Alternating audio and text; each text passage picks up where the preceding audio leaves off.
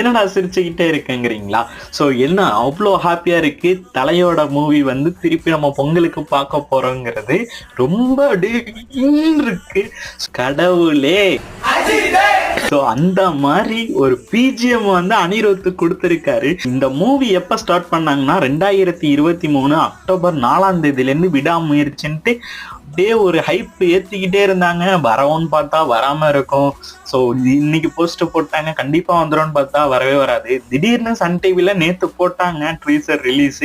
So வந்து பொங்கலுக்கு இந்த வாட்டி தலை பொங்கல் தான். 2025 தலை பொங்கல் தாங்க. யாராலையும் மாத்த முடியாது. தலையும் அர்ஜுனும் சேர்ந்து மங்காத்தா பண்ண கொலை தெரியும்ல உங்களுக்கு.